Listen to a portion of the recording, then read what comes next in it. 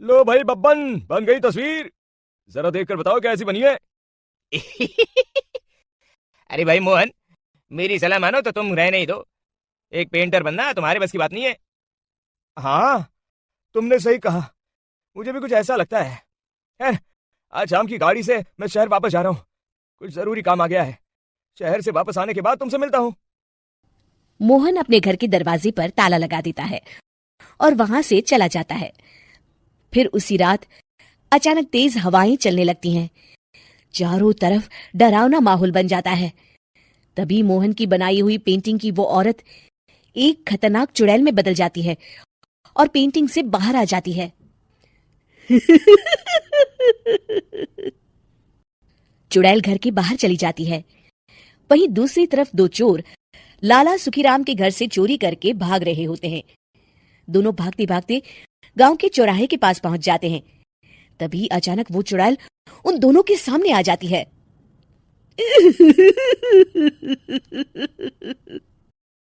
अरे मर गया रे।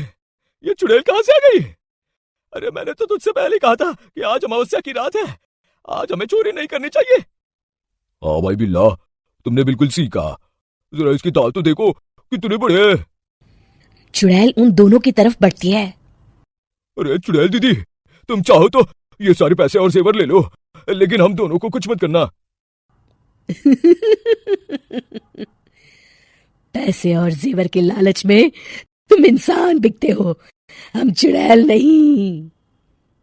तभी चुड़ैल उन दोनों चोरों को पुतले बना देती है। मैं किसी को नहीं छोड़ूंगी। अब कोई मुझसे नहीं बच सकता।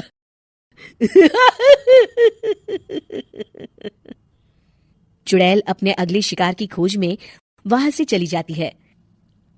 गांव की दूसरी ओर जाने पर चुड़ैल को हरिया, बिरजू और बब्बन दिखाई देते हैं। आज संडे है। आज कपिल शर्मा शो देखने का दिन है। जोर से बोलो। आज संडे है। मैंने नहीं सुना। आज संडे है। आज कपिल शर्मा देखने का दिन है। हाँ, ये हुई ना बात। अरे ये कपिल शर्मा कौन है जो ये लोग उसे देखने के लिए इतने उतावले हुए जा रहे हैं? खैर, मुझे क्या, मैं अभी इन दोनों को मजा चखाती हूँ। चुड़ैल तेजी से उड़कर उन तीनों के सामने आकर खड़ी हो जाती है।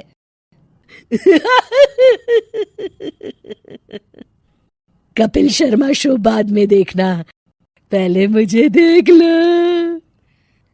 बब्बन चुड़ैल को देखते ही पहचान जाता है। अरे ये तो तस्वीर वाली औरत के जैसी दिख रही है। मुझे अभी नहीं मरना है। अरे भागो रे। तीनों वहां से भाग खड़े होते हैं। बब्बन तो किसी तरह अपनी जान बचाकर वहां से भाग जाता है, लेकिन हरिया और बिरजू को चुड़ैल पकड़ लेती है और उन्हें पुतला बना देती है। फिर चुड़ैल बब्बन को पकड़ने के लिए उसका पीछा करती है, लेकिन बब्बन उसे कहीं नहीं दिखाई देता।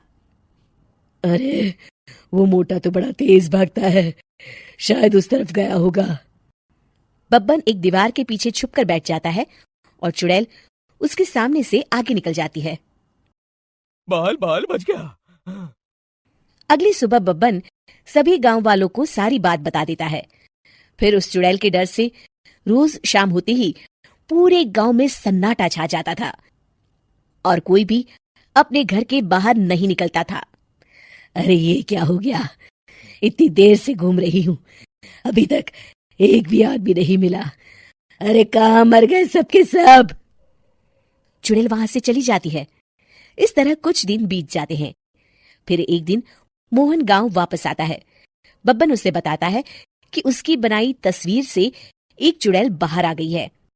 मोहन समझ जाता है कि ये कोई आम कागज नहीं है।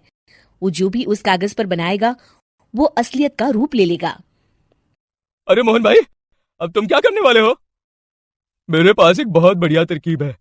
मैं इस कागज पर उस चुड़ैल की एक ऐसी तस्वीर बनाऊंगा जिसमें वो तपती धूप के नीचे खड़ी दिखाई देगी, और फिर जैसे ही सवेरा होगा वो चुड़ैल इस कागज से निकलकर बाहर चली जाएगी और सूरज की तेज धूप में जलकर राख हो जाएंगी।